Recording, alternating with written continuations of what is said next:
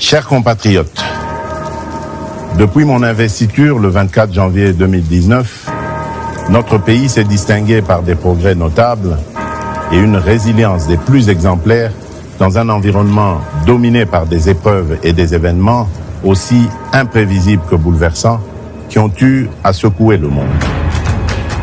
Notre pays, la République démocratique du Congo, n'en a pas été épargné. Notre économie s'est montrée résiliente.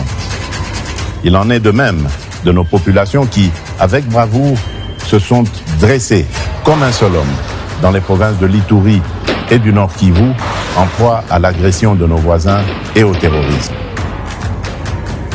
Nous avons une nouvelle fois démontré que dans les moments les plus difficiles, nous, Congolaises et Congolais, savons toujours résister et rebondir.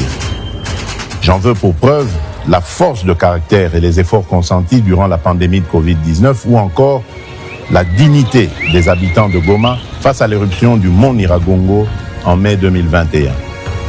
Chers compatriotes, pendant les 5 années durant lesquelles vous m'aviez confié la direction de notre cher et beau pays, j'ai initié plusieurs réformes, toutes axées sur le renforcement de l'autorité de l'État en vue de garantir un cadre propice pour l'avènement du progrès et l'accroissement du bien-être de nos populations. À cet effet, et convaincu que lorsque nous sommes unis, nous sommes plus forts et que notre force réside dans notre solidarité, j'ai initié en 2019 le programme de gratuité de l'enseignement de base qui a permis à ce que plus de 5 millions d'enfants renouent avec le chemin de l'école.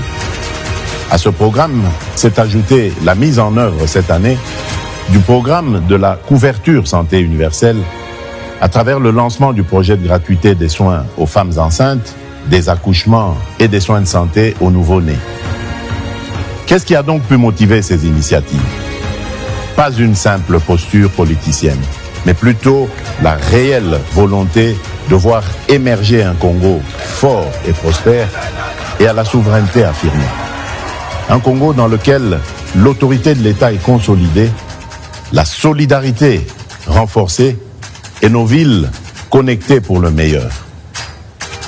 Ma motivation est également celle puisée dans la conviction qu'il n'existe aucun principe constitutionnel qui dispose des disparités rencontrées dans notre existence collective. C'est fort de ces convictions que j'ai tenu à lancer le programme de développement local dans les 145 territoires, en partant de la conception que les conditions de vie ne peuvent être radicalement différentes selon que l'on vive dans une grande ville ou dans un village reculé au sein de notre territoire national. Ces efforts, nous devons les poursuivre.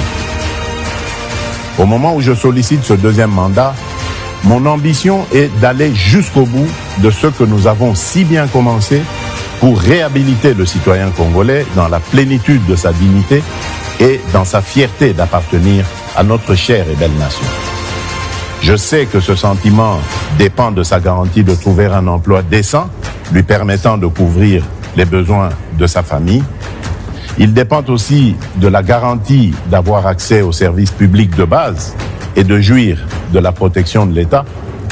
C'est pourquoi j'ai décidé d'aligner le deuxième mandat par la confiance que vous me renouvellerez sur 6 engagements majeurs, à savoir, premièrement, l'engagement de créer plus d'emplois au moyen d'une approche volontariste avec des solutions tirées de notre vécu quotidien en accélérant la promotion de l'entrepreneuriat.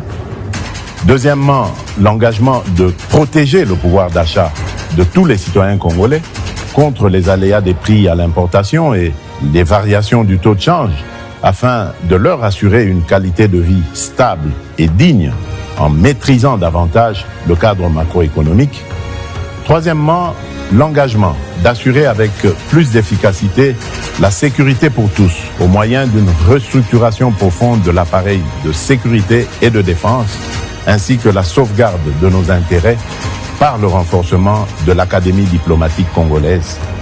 Quatrièmement, l'engagement d'intensifier la diversification de notre économie et d'accroître sa compétitivité en procédant par l'intégration de l'espace national en un marché unifié pour mieux la préparer à la transformation des produits agricoles et miniers brute.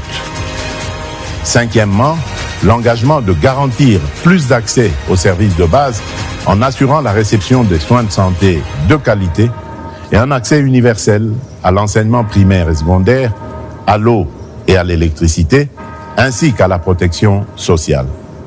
Et enfin, l'engagement de renforcer l'efficacité des services publics à travers la construction et l'amélioration des infrastructures routières, aéroportuaires et touristiques, tout en réduisant la fracture numérique sur tout le territoire national. Oui, fort de tout ce que j'ai pu démarrer avec vous, ma conviction demeure qu'un nouveau Congo est réellement possible et je ne ménagerai aucun effort pour capitaliser sur les résultats déjà obtenus et les leçons apprises pour que cette vision de grandeur, tournée vers un futur meilleur, produise les résultats escomptés. Puisque nous avons déjà pris le train du progrès, ne prenons pas le risque le 20 décembre d'aller vers l'inconnu. Poursuivons sur cette lancée pour un Congo plus uni, mieux sécurisé et plus prospère. Je suis Félix Antoine Tshisekedi Tshilombo et le 20 décembre, je suis le numéro 20.